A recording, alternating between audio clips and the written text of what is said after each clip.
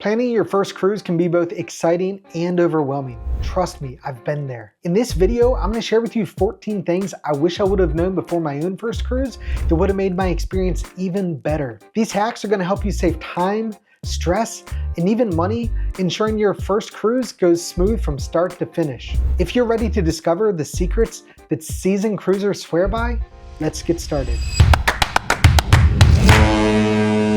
Hey y'all, I'm Evan with Family at Sea. Whether you're new here or a loyal subscriber, welcome. If this is your first time here, we share tips, reviews, vlogs, and everything you need to know about cruise travel.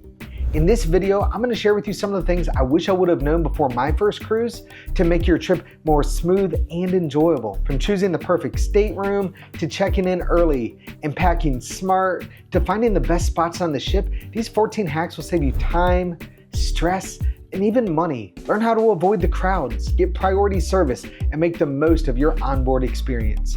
Are you ready to cruise like a pro?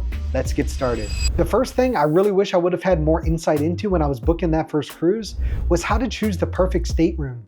I was thinking about what's gonna be closest to the most exciting parts of the ship. While that may be important to some of us, really what's more important to me that I now know about myself is where am I gonna get the best night's rest?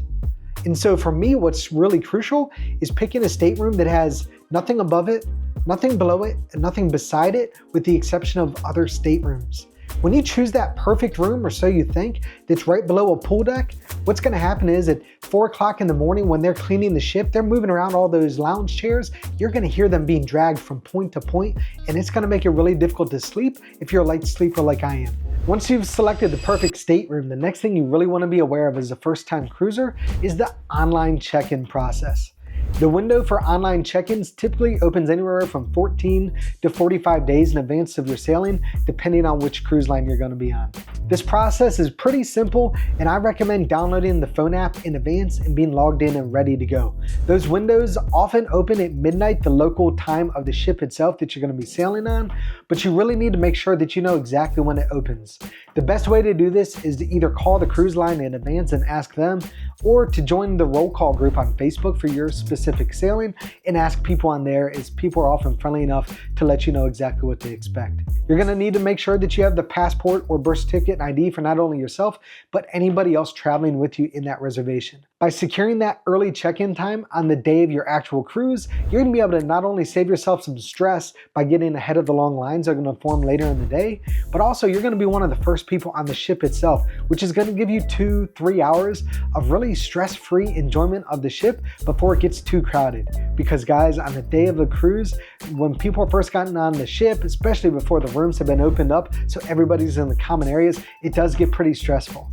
But if you have that early check-in time, you can get on the ship and grab a spot by the pool, or go down the water slides, or make restaurant reservations, or whatever you deem is the most important things to do. As soon as you get on the ship, you can get ahead of the crowds and do them before it gets too busy. So I highly recommend identify when does the online check-in process open and have everything ready to go, so the moment it opens, you can be one of the very first checked in to get that early check-in time on the day of the cruise. Some of you may think with this next tip that I'm encouraging you to spend money that you really don't need to be. But I'm here to tell you that's not what I'm doing at all. Guys, on the day of your cruise, you don't want to be fighting to make sure you get there on time. So make plans to arrive at least the day before the cruise, so that if your flight's canceled or there's some other sort of unexpected delay, you don't miss the cruise. On our most recent sailing in Alaska, out of 4,400 people on that cruise, 110 of them had to meet us at the first port call because they missed a flight when there was an IT outage that caused chaos across the airlines across the world. By booking that early travel though, you're not only gonna make sure that you get there in time for your cruise, you're also gonna have a chance to enjoy the city that you're departing from for a day before you board the cruise ship. And you also just make sure that when you do start the day of the actual cruise, it's stress-free. You're not worried about getting there on time or anything like that. You're starting with a clean slate and as fresh of a mind as possible. Trust me, it is worth the small amount of money that you may pay for a hotel the night before to make sure you get there in time. So you secured your early check-in time, clearing embarkation was a breeze, and you're now on the ship 2-3 hours before everybody else gets on there. Congrats. Now what? I recommend, if you can help it, don't immediately go grab a bite to eat and instead use those precious hours before it gets busy to grab a spot by the pool, or go down the water slides without a line, or go make your dinner reservations or your spa reservations, or any of the things that are going to be much more crowded in just a couple hours. Take care of those now. Now, it is true the buffet is going to get a lot more crowded in a couple of hours as well, but there's often a sit-down lunch or two available on the ship, sometimes at an added cost, sometimes not, but there's often one or two options for you on embarkation day that's going to be much less stressful than trying to fight people at the buffet. Whatever you choose, make the absolute most of those early hours on the ship, because very soon it's going to be a lot more crowded and it's going to take a lot more time to do some of the things that you're able to do now with no wait at all. No video for first-time cruisers would be complete without at least mentioning some packing tips. Now, you're probably already thinking about things like what clothes to bring and essentials like your toothbrush and toothpaste, but there's some other items that you may not be considering that you probably should. The first of these is considering, what do I do if I get seasick? Or better yet, how do I make sure I don't get seasick at all? And you've got a few options. The first of these that I do recommend, because we've had good success with them, are things called C-bands. These are basically bracelets that you wear around your wrist that apply pressure to the underside of your wrist that through acupuncture is supposed to help prevent seasickness. Is it actually effective? I can't say with absolute certainty, but what I can tell you, I've never gotten seasick while wearing one. Another great preventative measure are patches that you can wear behind your ears. They use the scent of ginger and some other things that are supposed to help keep you from getting seasick. Again, I can't guarantee these things will work for you, but I can tell you that I've never gotten seasick while taking those measures. Some more active ways to try and prevent seasickness are to take over-the-counter medicines like Benadryl, but the downside here is that they can sometimes cause drowsiness. So if you are going to use Benadryl, I highly recommend you get the non-drowsy version, unless you want to spend your afternoon taking a nap because of it. There's also prescription medicine that you can get that's even more effective, but one of the things you need to be really aware of if you do go the prescription medicine route is that when you stop taking that medicine, you need to be very careful to titrate yourself off of it, because there's going to be an adjustment period for your body as it gets used to not having the medication in the bloodstream. So you've got 4 different good options there, from C-bands and patches through to over-the-counter medicines and actual prescription drugs. All of them have their place, but whatever you do, I highly recommend take something so that you're not having to be reactive after you've already gotten seasick. So that's my first packing tip. Another one that's really going to be helpful, especially if you're taking a Caribbean cruise, is to bring water shoes with you.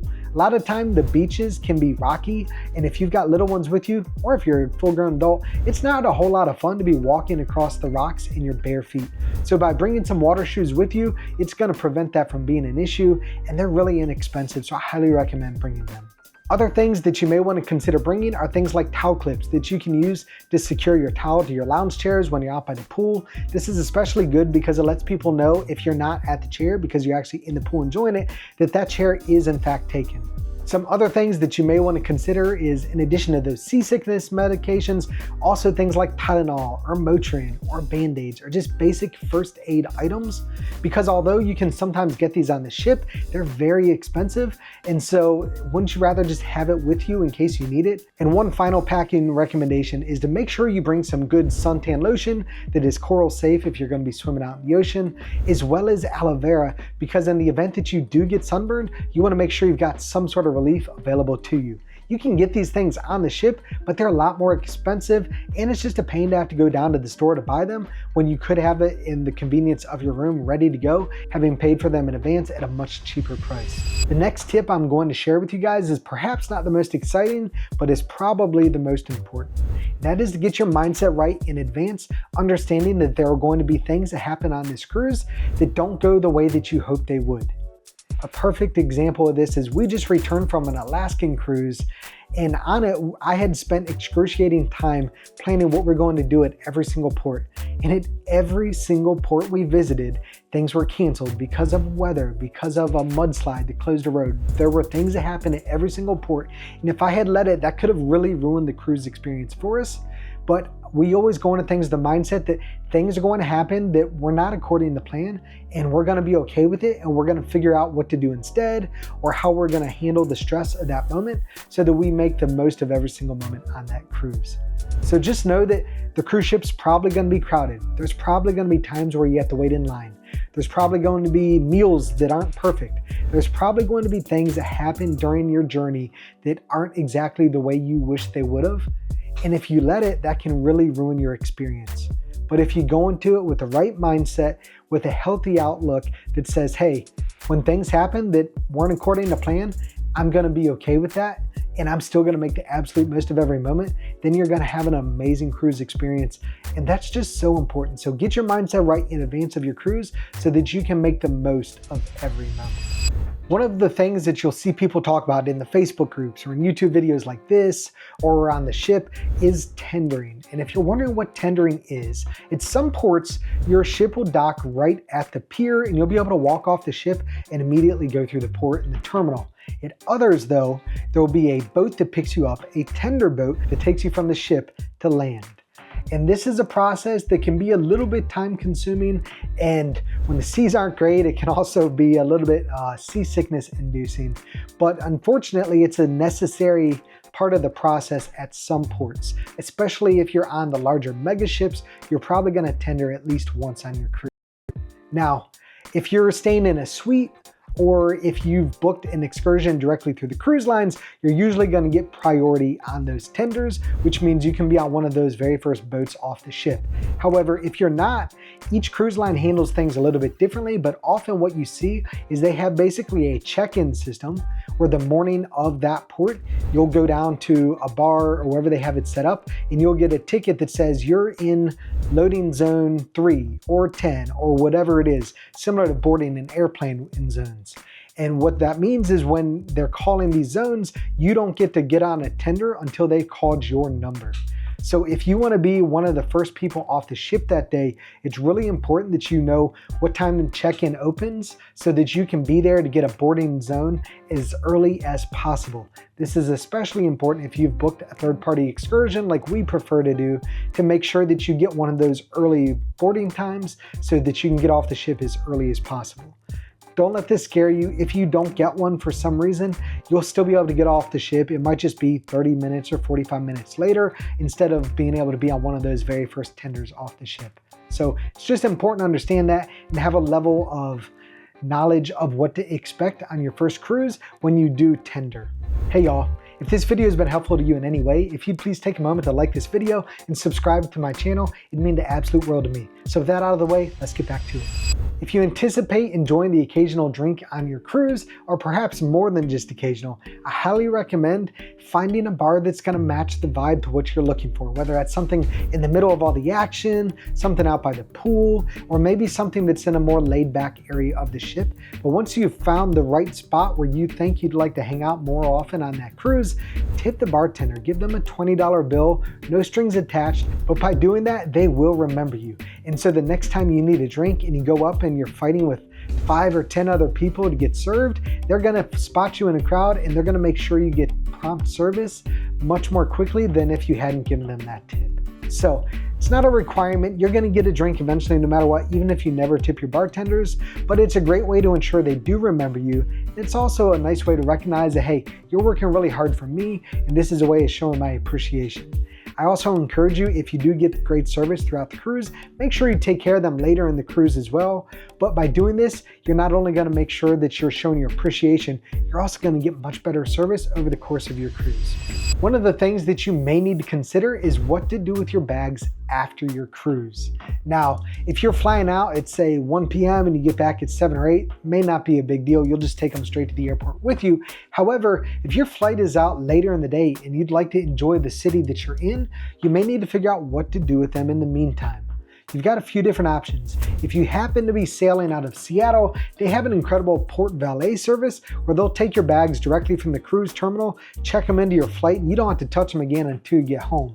However, if you're sailing out of anywhere else, I'm not aware that service existing at any of the other major cruise ports, as nice as it is. There could be private options that you can pay for, but I don't know what those are to recommend those to you. Another option that we've done several times that's really convenient is you can actually book a tour of the city that you're in, and they will take your bags. Just make sure they've got room for them, but they'll take their bags and store them on the bus or the shuttle or whatever you're going to be touring on, so you don't have to worry about it.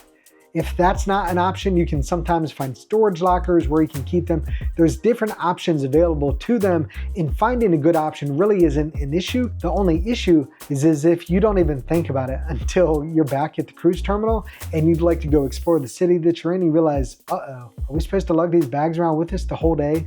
So just be proactively thinking about that. And as you make your plans for your return trip home, just make sure you know what you're gonna do with your bags the day of returning from your cruise. As soon as you book your cruise, one of the first things you're going to want to do is to download the mobile app for that cruise line and get registered and logged in so that you can access everything related to your booking. You're gonna need this for your online check-in. You'll need it for making dinner reservations, spa reservations, all the sort of things that will be available to you that you can book in advance can be done through your mobile app. So you're gonna wanna take care of that right away. It's really simple to find the apps. In fact, I'll put some links down in the description that can help direct you to them. But if you just go to the App Store on your iPhone or your Android-based phone, just search for the cruise line and you'll find them really easily. It's super easy to download them, get them installed, and then logging in. With some of them, you're gonna actually create an account and log in that way. With others, it's easier just to use your booking number and some identifying information like your name and birth date.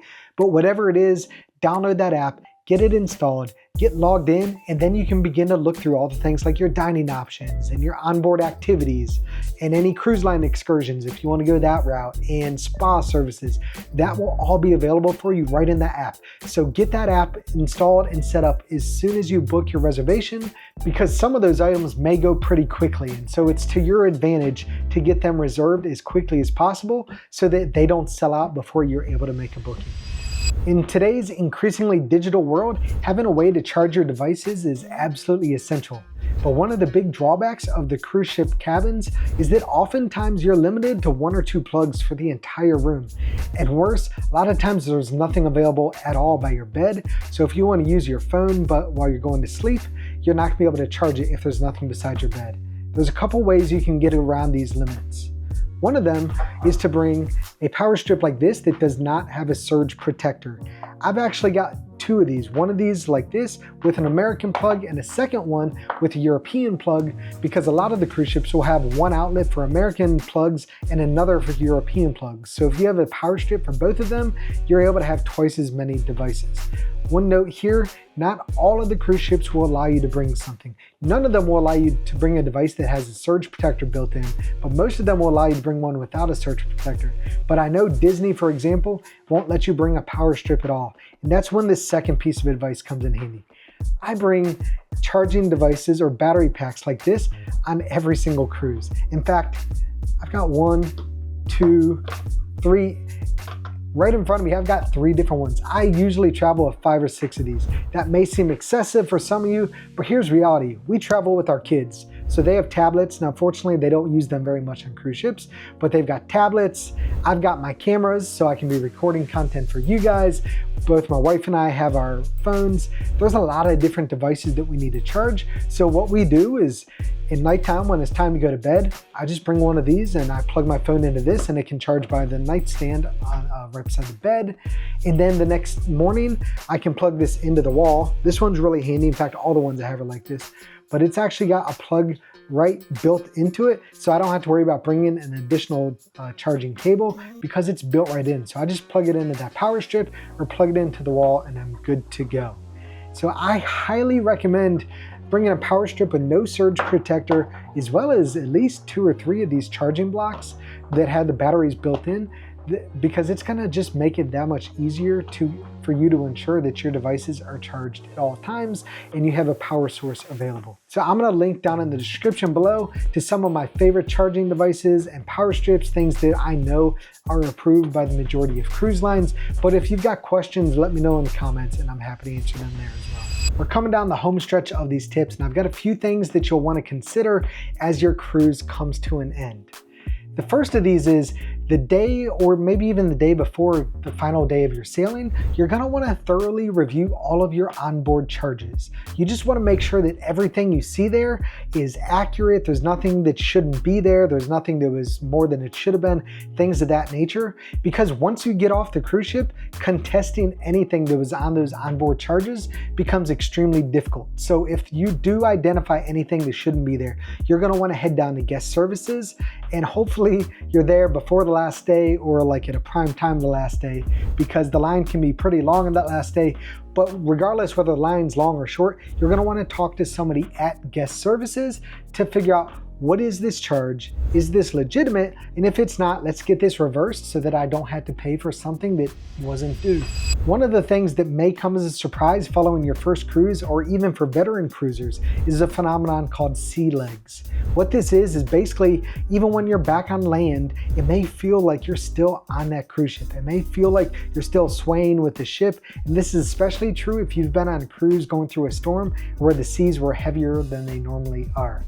The good news here is it goes away after a few days. You don't need to be overly concerned about it. If it gets real bad where you're actually getting sick, which can happen in very rare instances, you can call your doctor and talk to them about it. But 99% of the time, it's gonna go away on its own after a few days. It's just important to understand in advance that if this happens, it's completely normal and not something that should panic you. So if you do get sea legs, don't worry, it'll go away. But it's just nice to be aware that it is a possibility. All right, y'all, tip number 14, our final tip to help ensure that your first cruise experience is absolutely incredible from start to finish. But first, a quick request. If you found any value in this video, if it's helped you at all, if you'd consider liking this video and subscribing to my channel, it'd mean the world to me, and it'll also help ensure that I can continue to make great content for you. So with that out of the way, this final tip is actually 2 tips in 1. So hopefully, having followed the advice in this video, your first cruise is absolutely incredible. And as you get to the end of that journey, you're gonna realize, I'd really like to do this again. So I've got 2 tips for how you can save money on your next cruise. The first of these is to visit the future cruise desk or the next cruise desk, or different cruise lines call it different things, but basically it's a reservation desk where you can put down a deposit on your next cruise experience. It doesn't even have to be for a specific sailing, though it can be. But if you just put this deposit down, what they're gonna do is they're gonna give you onboard credit on that next cruise with them. So this is a great way to save some money if you've enjoyed your cruise and you know that you want to cruise again on that same cruise line. My second tip is to click the link above, where I've shared a whole bunch of hacks on ways to save money on your next cruise experience that the cruise lines would really rather you not know about, because it means less money for them and more money in your pocket. So with that out of the way, guys, I hope you found a ton of value in this video. I hope it helps you have an incredible first cruise. Guys, I still remember my first cruise and how much I loved it. And I was so excited to book that next cruise. So I hope by sharing some of my experience with you guys, I hope it ensures that your first cruise is as incredible as mine was. So with that out of the way, guys, smooth seas and happy sails, and I hope you can create incredible cruise experiences wherever you may sail.